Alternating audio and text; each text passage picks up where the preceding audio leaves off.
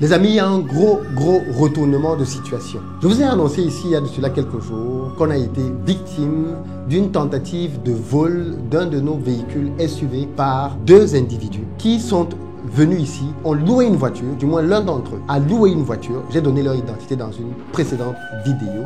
Et après avoir loué donc le véhicule, le monsieur a fait un certain nombre de jours, une dizaine de jours. Et suite à cela, il a prolongé sa location. Et après avoir prolongé sa location, on s'est rendu compte derrière qu'il avait disparu. On a retrouvé le véhicule et le véhicule était en possession d'une dame qui nous a dit l'avoir acheté. Mais quand on a expliqué cette affaire à des personnes qui sont très impliquées dans la police et la gendarmerie ici en Côte d'Ivoire, un conseil qu'on nous a donné, et je veux avoir votre avis là-dessus, c'est de porter plainte contre la dame. Parce que apparemment, l'histoire n'est pas très claire. Je vais vous donner les détails maintenant. C'est vrai que quand on les met les uns à côté des autres, on peut se poser la question de pourquoi la dame s'est comportée de la sorte.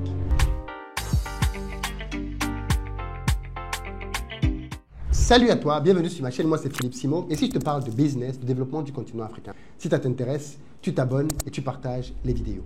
Pour ceux d'entre vous qui êtes en Côte d'Ivoire, qui arrivez prochainement à Abidjan, si vous avez besoin d'un véhicule pour vous déplacer, pas pour nous voler, si vous voulez vous déplacer avec un véhicule, vous nous contactez au numéro qui s'affiche, on mettra à votre disposition, pick-up SUV berline en fonction de votre budget.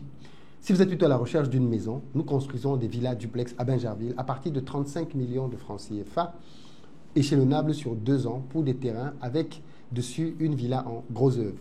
Là aussi, vous pouvez venir visiter et bien évidemment faire votre choix. Les amis qui êtes au Togo, on se retrouve ce dimanche pour une grosse formation. Je suis à Lomé pour voir ensemble 3 business que vous pouvez lancer et qui vont vous générer 2 millions de francs CFA tous les mois.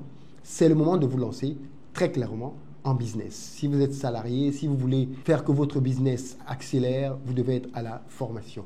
Le numéro est là, appelez-nous et prenez votre place. Et puis enfin, pour le reste, on se retrouve au Canada, à Montréal, le 14 juin, le 21 juin au Maryland et les 10 et 11 octobre au Palais des Congrès à Paris pour notre grosse formation Back to Africa. Les liens sont dans la barre de description. Prenez vos places. Ça va aller très vite, les amis. Alors, que s'est-il passé donc? Je vous mets maintenant la chose du point de vue de la dame dans les détails pour que vous compreniez bien pourquoi les enquêteurs nous demandent de porter plainte contre la dame aussi. On a un véhicule qui disparaît. On retrouve le véhicule dans le parking d'une église. C'est le premier contact que nous avons avec la dame. La dame, on va l'appeler Madame X. Madame X, quand on la rencontre dans le parking de cette église, au début, elle croit que c'est une mauvaise blague. Et elle prend les choses sur le ton de la rigolade. C'est ce que les collègues me disent. À quel moment elle va nous prendre au sérieux? Puisque nous, quand on loue un véhicule, on a le double des clés. Vous savez, quand on achète une voiture, on a toujours 2 clés. Donc, quand on loue un véhicule, on donne une clé au locataire et on garde le double de la clé.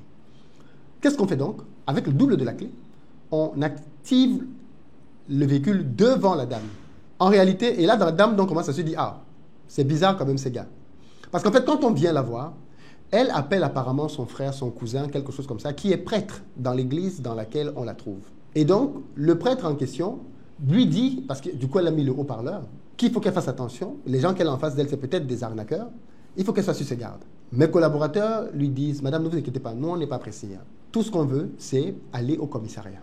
Et donc, quand elle voit que, pour lui montrer qu'on n'est pas en train de rigoler, un de mes collaborateurs ouvre le véhicule avec une clé en sa possession à lui.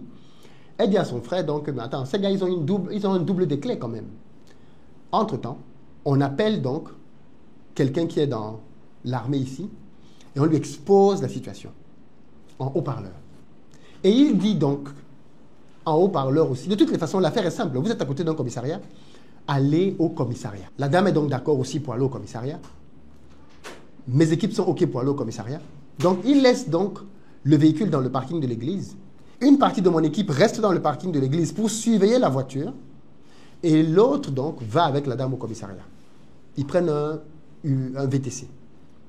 Arrivés au commissariat, ils vont donc expliquer la chose aux policiers. Et la dame raconte donc sa version. Qu'est-ce qui s'est donc passé du point de vue de la dame? La dame dit qu'elle a vu une annonce. Je vous ai dit précédemment que, après avoir volé le véhicule chez nous, le réseau entre M. Kwaku Emile et son complice va se mettre sur pied. Une fois que ce réseau va se mettre sur pied, qu'est-ce qu'ils vont faire? Ils vont créer une fausse carte grise au nom de Kwaku Emile. Ils vont créer une fausse assurance au nom de Kwaku Emile. Et ils vont donc mettre la voiture en vente au travers d'un réseau de commerciaux. Voilà comment une annonce arrive donc sur les réseaux sociaux, disant qu'un véhicule est à vendre. Et où est-ce que la chose devient intrigante? C'est que la dame dit qu'elle a vu l'annonce un jeudi donc de la semaine dernière. Elle dit qu'elle a vu l'annonce le jeudi. Écoutez très bien ce que je vais vous raconter maintenant. Elle dit qu'elle voit l'annonce le jeudi. Le véhicule est annoncé à 14 millions de francs CFA, je crois. Donc à peu près, à peu près 20 000 euros. Le véhicule est annoncé à ce prix-là. Et les discussions commencent. Elle négocie, elle discute avec son frère. Il lui dit non, propose 6 millions, ainsi de suite. Ils finissent par tomber d'accord sur 7 millions. La dame est en train de négocier un véhicule qu'elle a vu sur photo, sur une annonce Facebook. À la suite de ça, elle dit donc qu'une fois qu'ils se sont entendus sur le prix, ils se donnent rendez-vous le lendemain au lieu de travail de son frère, qui est l'église. Et elle vient avec l'argent directement.